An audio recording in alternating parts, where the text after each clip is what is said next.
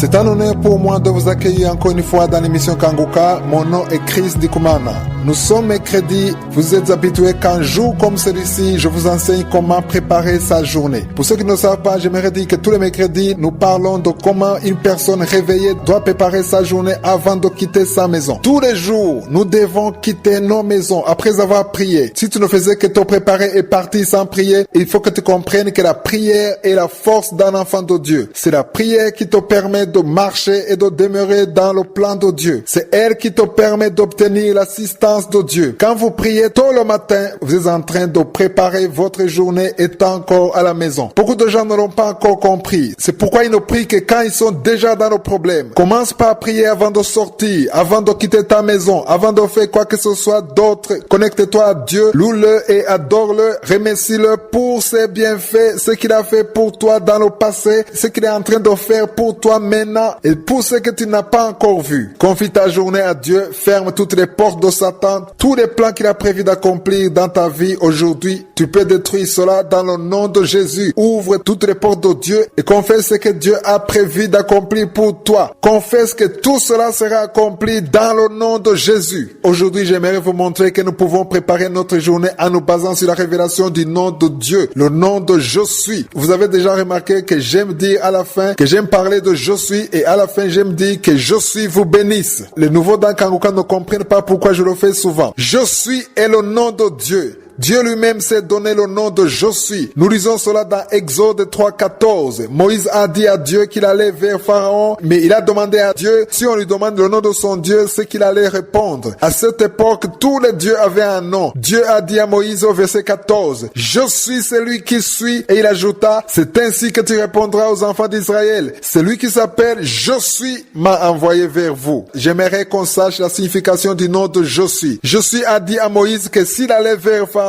il sera avec eux. Il ne sera pas là au moment où eux seront arrivés là, mais il voulait leur dire qu'il était déjà là, bien avant que Moïse s'y soit rendu. Il a dit, je suis là. Il n'a pas dit, je serai là, mais il a dit, je suis là. Je ne sais pas si vous comprenez cela. Le matin, quand tu te réveilles, Dieu est déjà dans le futur. Il est déjà arrivé à midi. Si tu es en train de m'écouter très tôt le matin, sache que Dieu est déjà dans les heures à venir de ta journée et même la nuit. Dieu est déjà là, même si toi tu n'es encore que le matin. Dieu n'a pas dit qu'il sera avec toi le matin ou le soir, mais il a dit qu'il est déjà avec toi. Il est déjà là. Quand tu pries pour ta journée, quand tu te confies à Dieu, Dieu qui est Je suis, il sait déjà tout ce qui va t'arriver parce qu'il est déjà dans le futur. Il est Je suis. Il n'a aucune limite. Il ne peut pas être limité par le temps. Il est partout et il voit tout. Quand tu as un problème, quand tu pries pour ta journée, pour tes projets, quand tu montres à Dieu même les plans que Satan a pour ta vie, pour ta famille, pour ton ministère, quand tu détruis tout ce que Satan a prévu de faire dans ta vie, quand tu pries comme ça, Je suis a déjà vu tout ce que Satan a prévu. Il l'a vu avant même que tu sortes de ta maison. Prenons un exemple. Si aujourd'hui Satan a préparé un plan pour te tuer ou s'il a prévu de te causer un accident à 18h, lorsque tu pries le matin et que tu montres toute ta journée à Dieu, dans ce cas,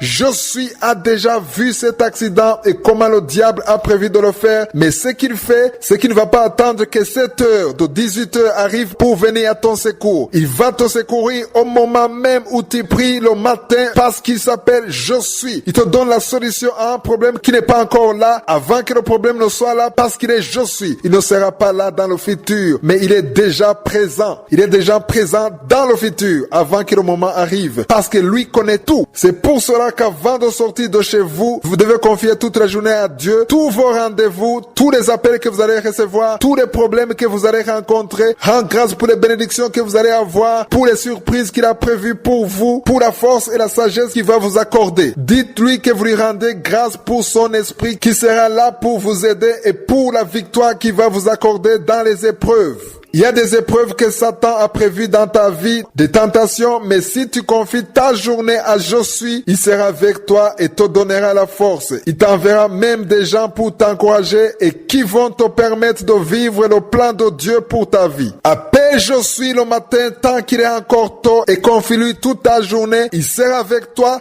car il est fidèle.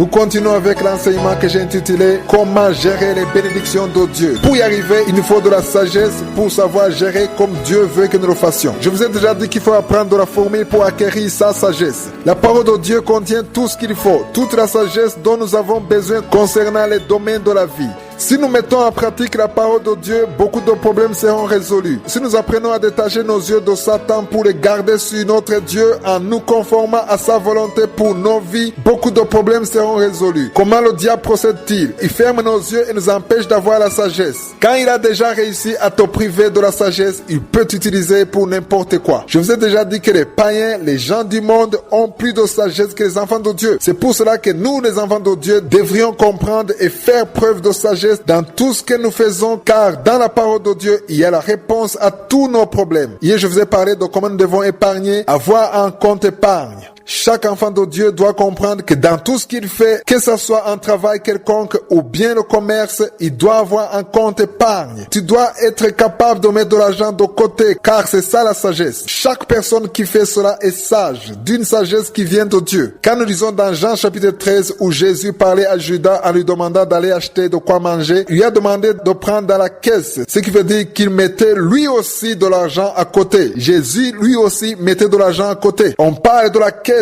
ou de la bourse dans certaines versions. Judas était chargé de garder la caisse. Tout ce qu'on donnait à Jésus pour le soutenir, vous pouvez le lire dans Luc 8, verset 1 à 3. Tout cet argent était mis dans une caisse épargne. Jésus avait donc une caisse épargne. Nous le lisons également dans Jean chapitre 13, verset 29. Quand il s'agissait de dépenser pour telle ou telle autre chose ou pour aider les pauvres, Jésus prenait tout cet argent dans cette caisse parce qu'il connaissait cette sagesse qui consiste à mettre de l'argent à côté. Un enfant de Dieu ne doit pas garder juste ce dont il a besoin pour le moment, mais il sait déjà que même si tout va bien maintenant, il peut arriver dans le futur des temps difficiles qui nécessitent d'avoir quelque chose à côté. Voyons donc une autre leçon que Dieu a donnée à travers un songe. Nous lisons cela dans Genèse 41, verset 33 à 36. En lisant cette histoire, nous voyons Pharaon, le roi d'Égypte, qui a fait un songe que personne n'a pu interpréter. Seul Joseph a pu l'interpréter. Si vous continuez à lire cette histoire, vous verrez que Joseph a dit qu'il y aura 7 années d'abondance et 7 années de sécheresse. Il a alors proposé une sagesse à Pharaon, celle de faire une réserve pour les années de sécheresse. Lisons le verset 36. Il est écrit « Ces provisions seront en réserve pour le pays, pour les 7 années de famine qui arriveront dans le pays d'Égypte, afin que le pays ne soit pas consumé par la famine. » Cela veut dire qu'il prévoyait de mettre à côté ce qui pouvait les aider à tenir durant les 7 années de sécheresse. Dieu avait déjà montré que même s'il y avait de l'abondance, il pouvait arriver aussi des temps difficiles. C'est ça la sagesse. Il faut savoir que si tout va bien aujourd'hui, ça peut changer demain. Il peut arriver que tu sois hospitalisé alors que tu ne l'avais pas prévu. Tu peux peut-être avoir un accident. Il y a beaucoup de choses qu'on ne prévoit pas dans la vie. Je vous ai déjà dit que le système du monde est déjà familier à ça. C'est pour cela que dans le monde, il y a des assurances pour la couverture en cas de problème inattendu. La sagesse que Dieu veut te donner, c'est d'être capable de mettre quelque chose à côté. Celui qui met en application ce principe, qui le fait tel que la parole de Dieu le demande, celui-là ne peut jamais s'endetter. Il ne peut même pas se lamenter en disant que la malchance le poursuit. Ce que les autres appellent de la malchance, si toi tu mets en application le principe de la fourmi, tu pourras éviter beaucoup de problèmes dans ta vie. Lisons le même passage dans Genèse 41, verset 34. Il est écrit que Pharaon établit des commissaires sur le pays pour lever 1/5 des récoltes de l'Égypte pendant les 7 années d'abondance. Ce qu'il faut retenir ici, ce ne sont pas les chiffres.